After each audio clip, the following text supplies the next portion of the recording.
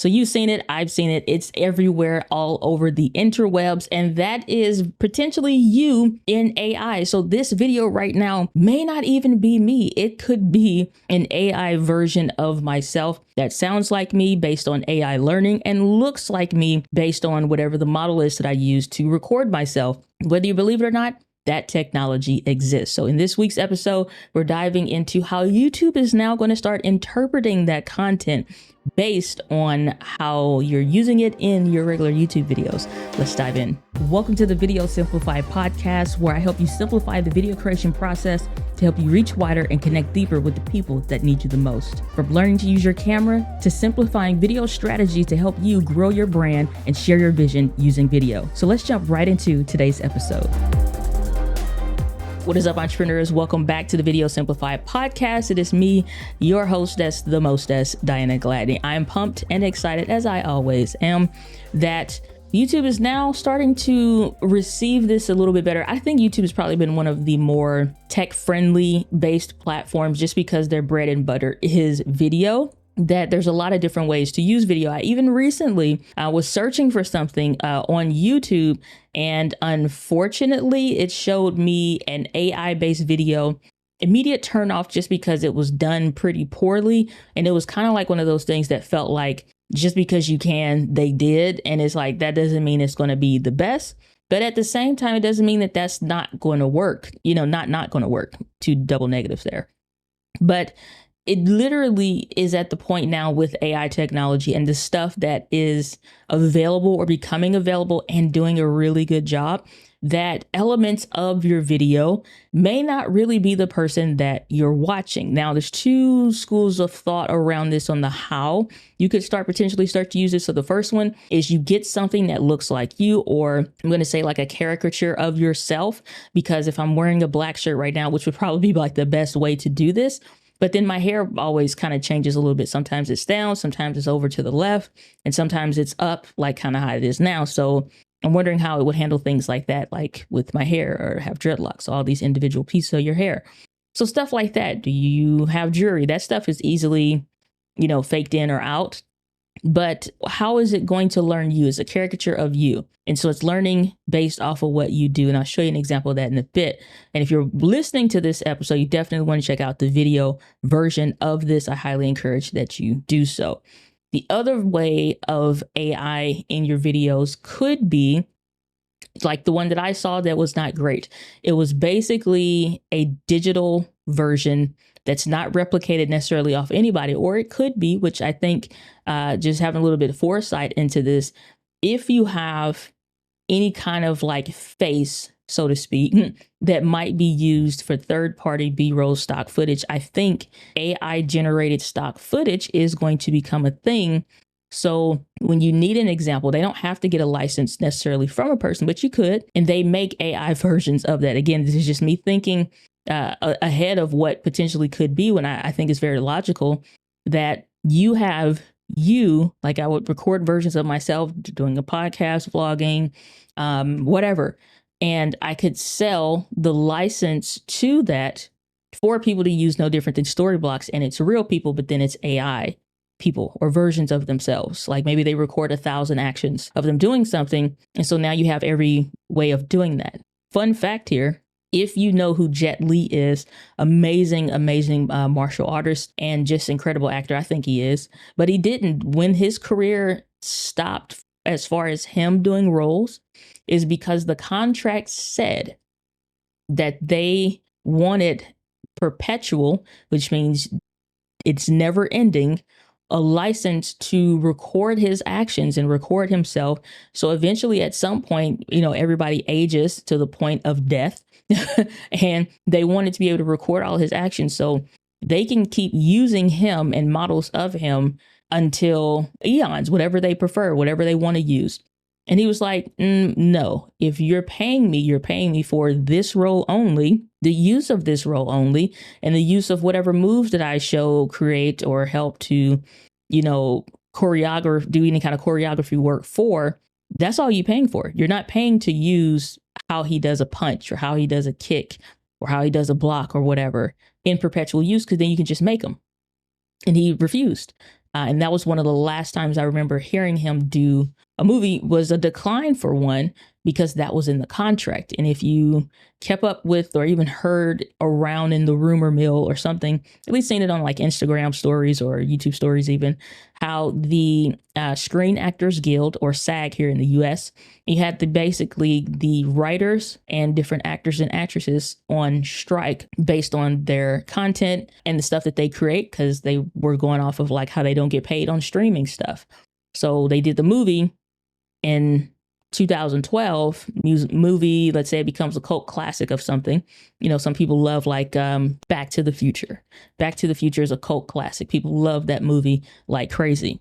Okay, well, Michael J. Fox did that video once. He did that movie once, but he's not getting paid necessarily on when that streams on Netflix, Hulu, Amazon Prime Video, whatever. So they were like, we should be getting paid. Y'all get paid. We don't get paid. It's us in the movie. You can only sell it because we're there, right? Because we sold it, so that kind of a thing. So now that those kinds of thoughts are coming to the content creator space as an entrepreneur, as a business owner. And I think this is going to be extremely difficult early on, because I think people get like seeing a dollar sign is enough to just make them say yes. Or the fact that it can only be in this way if you agree to be on YouTube, for example, which is not the case.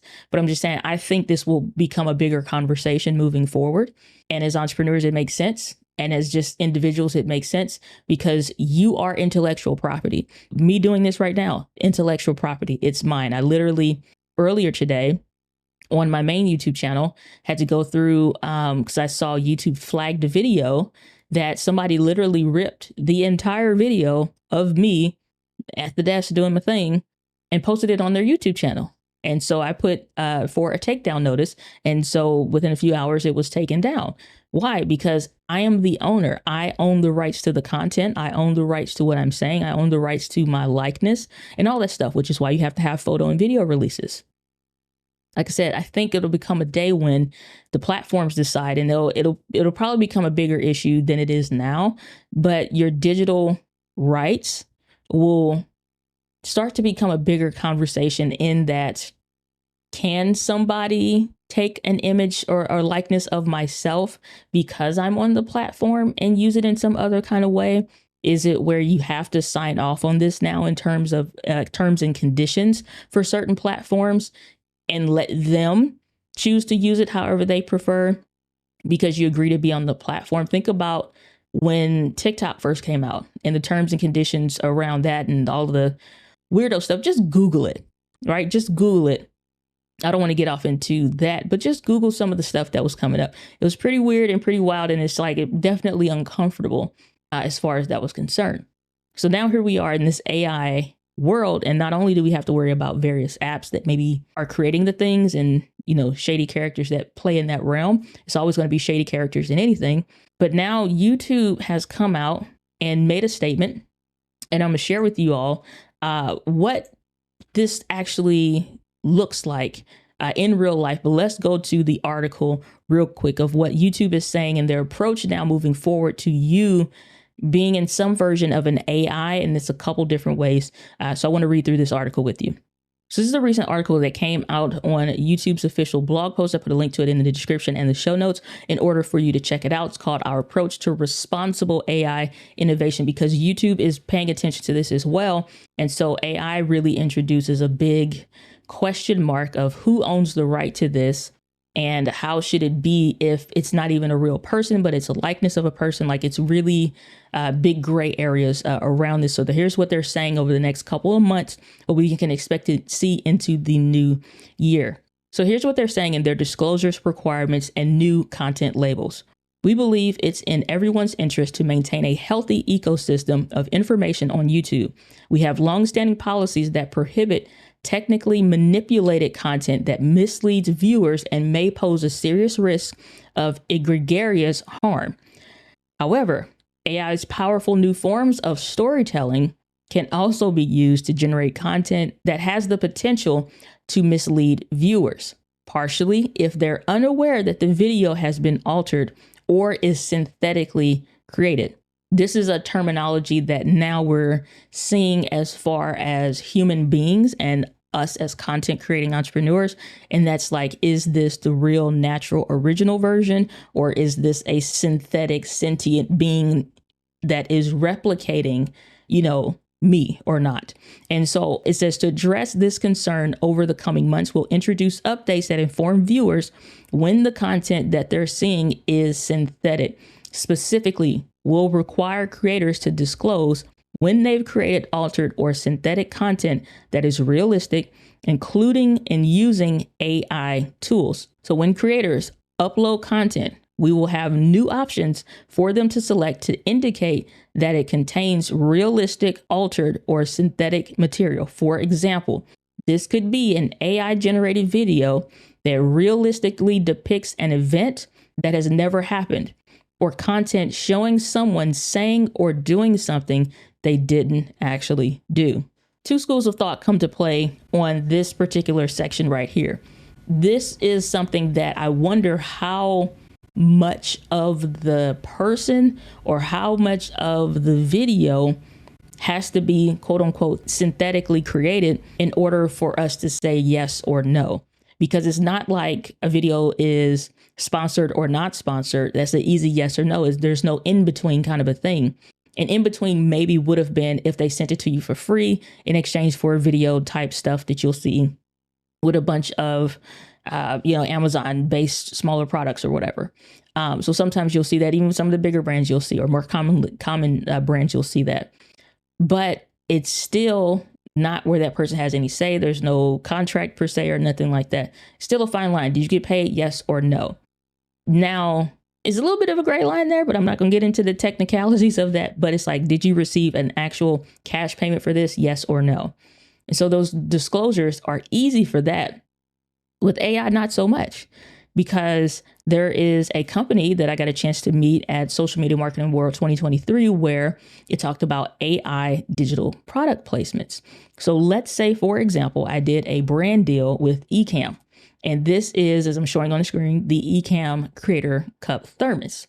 Now, this could be sitting somewhere back there on that table, or somewhere back there on the bookshelf or whatever. Or if my table was exposed, it could be sitting here. As long as I don't move my arm through the space where that should be, that could be AI generated content that does that. And I thought that was extremely neat. And it's a great way to not have to worry about a physical product being there in order for you to get paid on product placement. This is already a real thing. This already exists. This is not a thought. This is something that already is able to be done. So instead of the photo back there, that canvas photo, it could be somebody's advertisement of something else. Granted, I would have to move over so I'm not in the way of that, but that's one thing. So it's like, are we talking about that kind of a stuff? You also have things like Descript's new eye contact feature, which I've seen a lot of other companies do this as well, where the eyes continuously look at the camera. So if I look down right now, I'm gonna take a swig of water. Instead, it would be eye contact the whole time.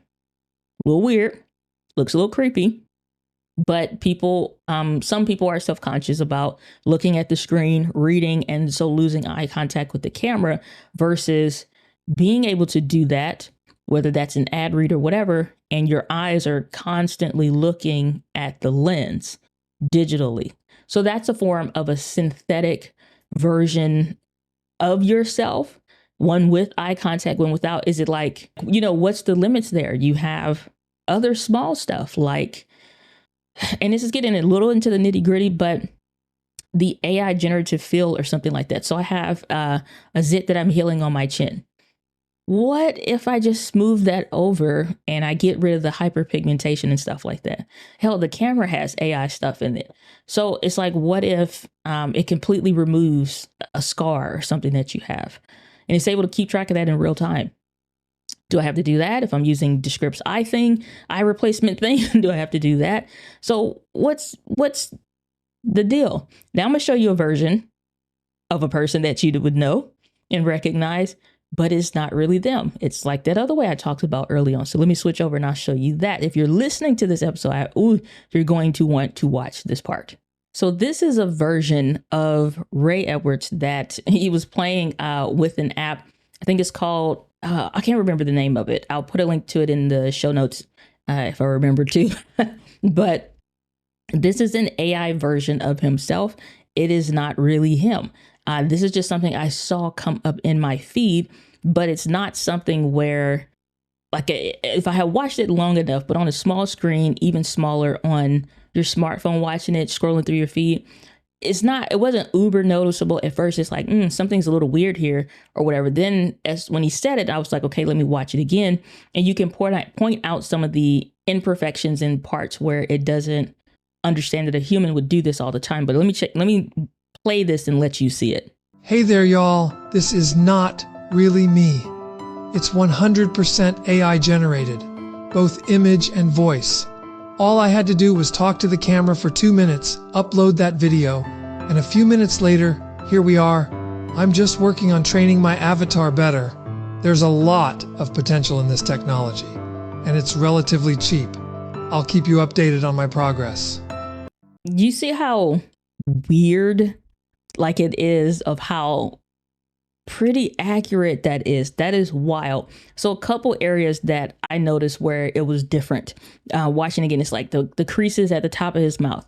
Like we have moments where we smile or whatever, and it's like like we don't hold it like that, or our mouths don't stay that way. So things that it'll probably learn over time. And then you have like things around the collar of his shirt, but you'd have to be watching it to really pay attention. Had he not said it, you would have thought maybe something was up with his camera, or, whatever the case is. But otherwise, you may not have known. You may not have paid attention to it not really being him. My whole thing is this.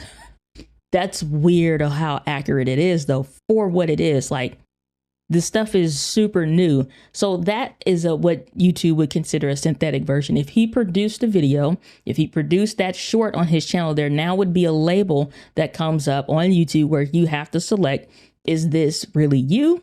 Or is this a synthetic version of you, or a synthetic AI digital version at all?